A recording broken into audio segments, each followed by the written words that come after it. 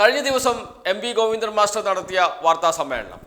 ആ വാർത്താ സമ്മേളനത്തിൽ കുഴൽനാടന് നന്ദി പറയുന്നുണ്ട് അദ്ദേഹം. എന്തുകൊണ്ടാണ് അങ്ങനെ നന്ദി പറഞ്ഞത് എന്നല്ലേ നമുക്ക് ആ വാക്കുകൾ തന്നെ കേൾക്കാം. കുഴൽനാടൻ ഇങ്ങനെയുള്ളൊരു കേസ് ഒരു വിധി വാങ്ങിയത് നന്നായി.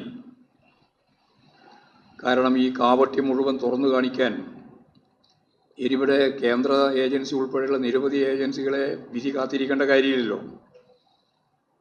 ഏതാണ്ട് എന്താണ് എന്ന് ഇപ്പോൾ തന്നെ എല്ലാവർക്കും വ്യക്തമായിട്ടുണ്ട്. അത് നന്നായി. കേരളത്തിലെ പ്രതിപക്ഷത്തിന് വേണ്ടി അത് കോൺഗ്രസും ഉണ്ട്, BJP ഉണ്ട്, UDF ഉണ്ട്, BJP ഉണ്ട്. വലതുപക്ഷ മാധ്യമങ്ങൾ നിരന്തരമായി നടത്തിക്കൊണ്ടിരുന്ന ഇത്തരം സാഹചര്യങ്ങൾ പിന്നീട് അത് തികച്ചും രാഷ്ട്രീയ പ്രേരിതമാണെന്നും ഇതിൻ്റെ ഭാഗമായിട്ടൊരു ഗൂഢാലോചനയും ചൂണ്ടിക്കാണിക്കാനാവില്ല എന്നും അഴിമതി ഉണ്ടെന്ന് സങ്കല്പിക്കാൻ പോലും സാധിക്കില്ല എന്നും കൃത്യതയോടുകൂടി കാര്യം പറഞ്ഞപ്പോൾ പിന്നെ നിങ്ങൾക്കാർക്കും ഒരു ചർച്ചയുമില്ല. ചർച്ച നടത്തേണ്ടുന്ന ഒരു വിഷയമായിട്ട് അതാരും പരിഗണിക്കുന്നില്ല. മാത്യു കുഴൽനാടൻ രക്ഷിച്ചത് CPIM-നെയാണ്. മാത്യു കുഴൽനാടൻ രക്ഷിച്ചത് മുഖ്യമന്ത്രിയെയും കുടുംബാംഗങ്ങളെയും മാത്രമല്ല LDF-നെയും കൂടിയാണ്. അതുകൊണ്ട് തന്നെ മാത്യു കുഴൽനാടനെതിരെ കോൺഗ്രസിനകത്ത് വലിയ വിമർശനം ഉയർന്നു വരുന്നുണ്ട്. ആരോട് ചോദിച്ചിട്ടാണ് ഈ പണിയെടുത്തത്? ആരോട് ചോദിച്ചിട്ടാണ് കോടതിയിൽ പോയത്? എന്തിനാണ് കേസ് കൊടുത്തത്? തെളിവില്ലെങ്കിൽ കേസ് കൊടുക്കേണ്ട കാര്യമുണ്ടോ എന്ന ചോദ്യങ്ങളൊക്കെ മാത്യു കുഴൽനാടനോട് ചോദിക്കുകയും ചെയ്യുന്നുണ്ട് കോൺഗ്രസ് നേതാക്കൾ.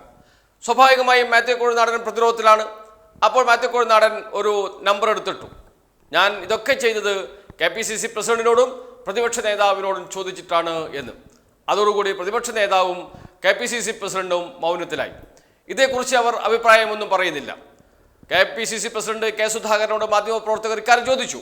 അദ്ദേഹം പറഞ്ഞത് മാത്യു കുഴൽനാടൻ ചെയ്ത് തെറ്റൊന്നുമില്ല, കോടതി ഇവിടെ തീർന്നില്ലല്ലോ, ഈ കോടതിക്കും മുകളിലും കോടതികളുണ്ടല്ലോ എന്നൊക്കെയാണ് K. സുധാകരൻ മറുപടി പറഞ്ഞത്. എന്ന് വെച്ചാൽ നിയമയുദ്ധം തുടരുമെന്ന്.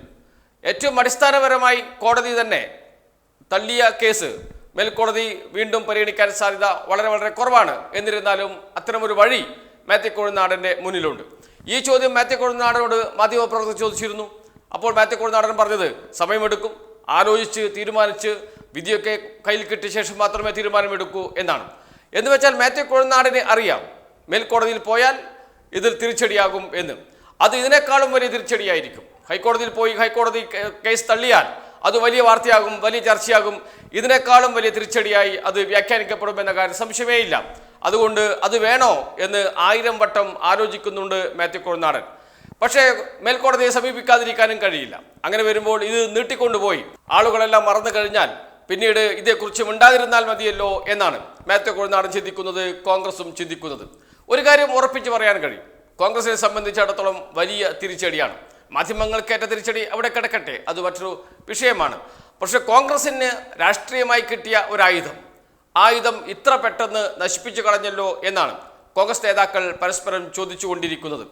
അടുത്ത നിയമസഭാ തെരഞ്ഞെടുപ്പ് വരെയെങ്കിലും ഈ സംഭവം നീട്ടിക്കൊണ്ടുപോകണമെന്നും വിവിധ കേന്ദ്ര ഏജൻസികൾ അന്വേഷണം നടത്തിക്കൊണ്ടിരിക്കുന്നുണ്ട്.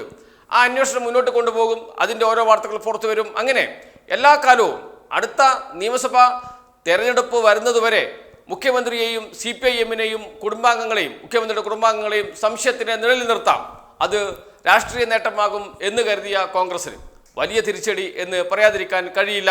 ഒരു കോൺഗ്രസ് നേതാവിൻ്റെ അപക്വമായ സമീപനം, ആ അപക്വമായ സമീപനത്തിന് പിന്തുണ കൊടുത്ത പ്രതിപക്ഷ നേതാവിൻ്റെയും അതേപോലെ തന്നെ KPCC പ്രസിഡന്റ് K. സുധാകരൻ്റെയും അതിനേക്കാളും അപക്വമായ തീരുമാനം, ഇതൊക്കെ കോൺഗ്രസിന് ഒരു വൻ തിരിച്ചടി ഉണ്ടാക്കിയിട്ടുണ്ട്.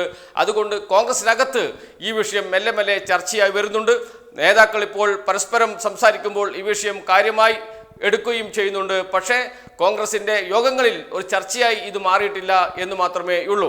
അതുകൊണ്ട് തന്നെയാണ്, കാരണം കോൺഗ്രസിൻ്റെ കയ്യിൽ കിട്ടിയ നല്ലൊരു ആയുധം, അവർക്ക് ഉപയോഗിക്കാൻ കഴിയുന്ന നല്ലൊരു ആയുധം ശരിയല്ല, തെറ്റാണ് എന്ന് എല്ലാവർക്കും അറിയാം.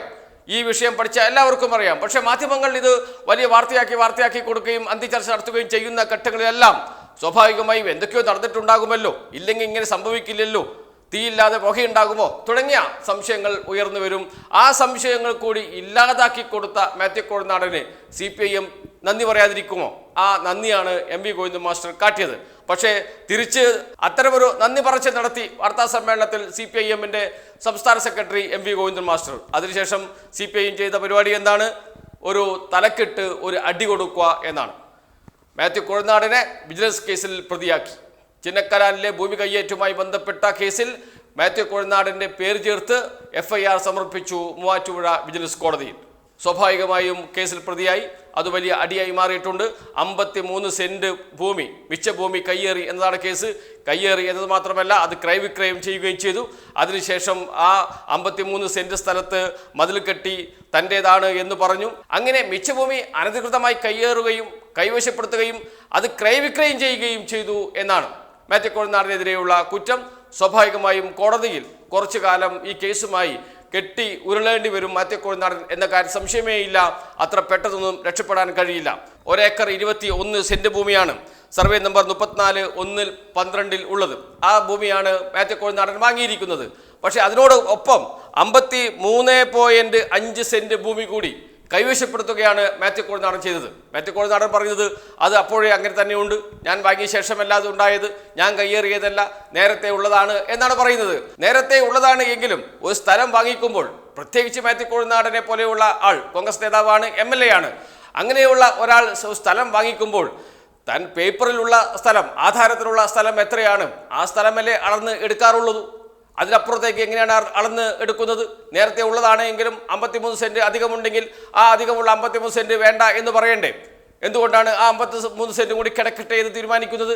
അതുതന്നെയാണ് അതിൽ തെറ്റ്. ബോധപൂർവം അറിഞ്ഞുകൊണ്ട് തെറ്റ് ചെയ്തു എന്നതാണ് മാത്യു കൊഴുന്നാടനെതിരെയുള്ള കേസ്.